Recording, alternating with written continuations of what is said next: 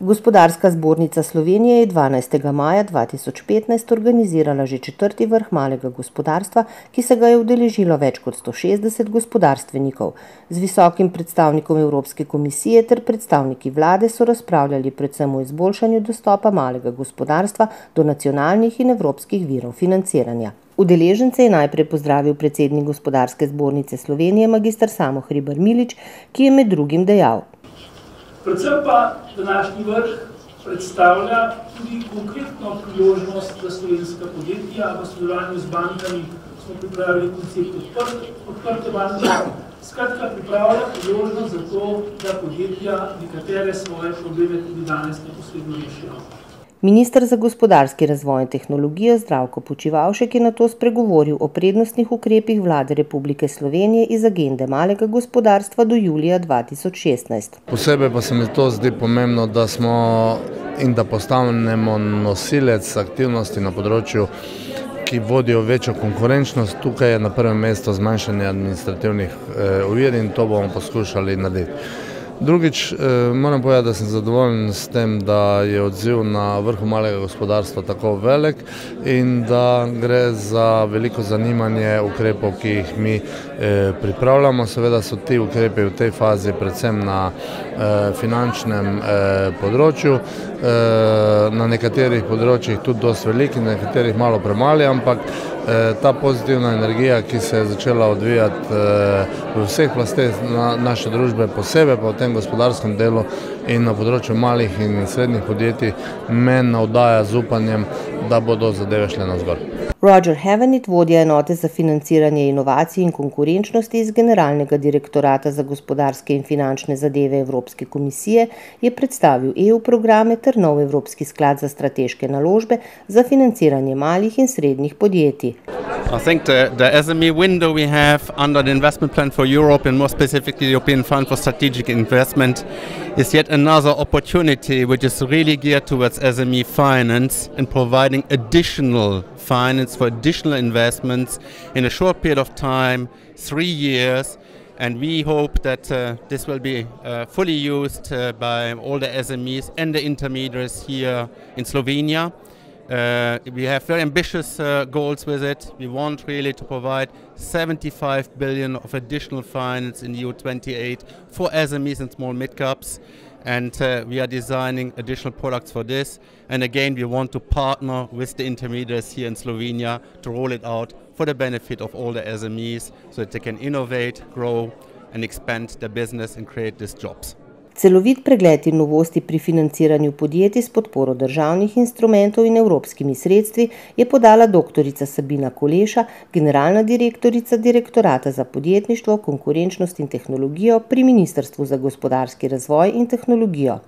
Kar se tiče novosti pri financiranju malih in srednjih podjetij, so tu predvsem spremembe kreditnih linij pri SID banki, kjer smo razrahljali pogoje in sicer iz minimalno 3 zaposlenih se lahko zdaj prijavijo na razpise tudi podjetja, ki imajo minimalno 2 zaposlena. Znižali smo stroške, bom rekla, minimalnega zneska kredita na 30 tisoč evrov, torej se lahko financirajo tudi projekti, ki imajo manjše vrednosti in pa hkrati se poenostavili postopki zavarovanj. Uvedli smo 4 kreditne linije za financiranje poslovanja malih in srednjih podjetij, za mikrofinanciranje, za financiranje zaposlovanja in pa naložbe v raziskave, razvoj in inovacije. Medtem ko pri podjetniškem skladu uvajamo tako imenovane dvojčke tudi za druge instrumente, ne samo za start-upe. To pomeni, da so podjetja deležna poleg finančnih virov še nefinančne, recimo subvencije, mentorstva, svetovanja, pač glede na potrebo, ki jo imajo za rast in razvoj. Program za spodbujanje internacionalizacije 2015 do 2020 je predstavil državni sekretar na Ministrstvu za gospodarski razvoj in tehnologijo Aleš Kantaruti. Zavedamo se seveda, da je prav na področju malih, srednje velikih podjetij priložnosti za internacionalizacijo, za večji prodor na tuje trge še precej. To je ne nazadnje ugotovila tudi Evropska unija, ki izdatno pomaga, bomo rekli, preko Evropske komisije tudi z različnimi aktivnostmi malim podjetjem na tuje trge. Na Ministrstvu za gospodarski razvoj in tehnologijo bomo v letošnjem letu namenili približno 2 milijona evrov za spodbujanje internacionalizacije. Kar nekaj teh sredstev seveda gre tudi za mala, srednje velika podjetja. Še bolj pomembno pa je priprava na naslednje leto, torej na začetek črpanja sredstev iz nove finančne perspektive, kjer bo v naslednjih 4 letih, torej do leta 2020, na razpolago okrog 80 milijonov evrov.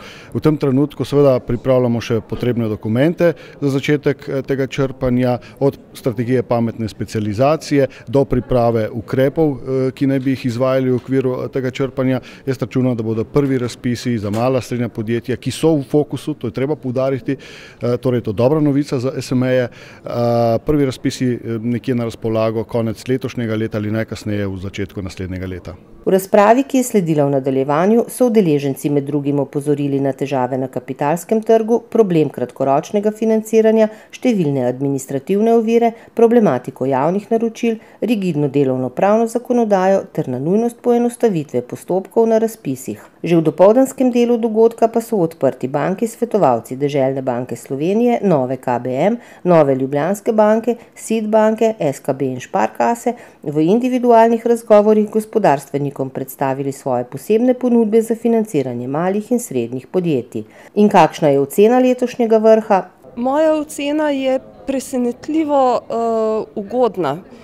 Je sicer res, da sem prvič na ta vrh povabljena, ampak to, kar je danes povedal minister Počivalšek in kar je povedal tudi s tako hudo energijo naš državni sekretar, če se bo 20% tega spravili v življenje, bo veliko. Mislim, da se je minister lotil pravih 3 najbolj bistvenih stvari.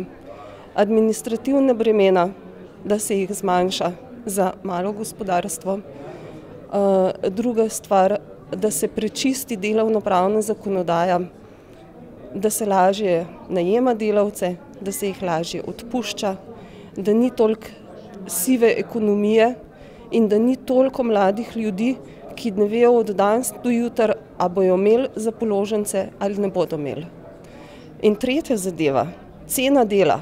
Obljube, izjave so seveda perspektivne, vse zgleda lepo in je zelo lepo in pričakujemo, kako se temu reče, dober ulov, vendar izkušnje so nas naučile, da seveda lepim besedam ne gre verjeti in od Ministrstva za gospodarstvo, od vlade pričakujemo tudi konkretna dejanja. Torej ideje so, obljube so, se nam zdi, da volja tudi je, vsaj na strani vladne ekipe, predstavnikov ministrstva, ampak na rezultate bomo pa raje počakali. Na današnji vrh je bil posebno zaradi tega, ker je tokrat prvič šlo za to, da smo poskušali čim bolj koristne informacije o financiranju podati podjetnikom, tako da se jih lahko predvsem na naši spletni strani wmg.gzs.si ogledajo. Mi bomo o tem tudi informirali, seveda bomo predvsem v prihodnosti gledali, kako se bodo ti plani glede financiranja tudi uresničevali.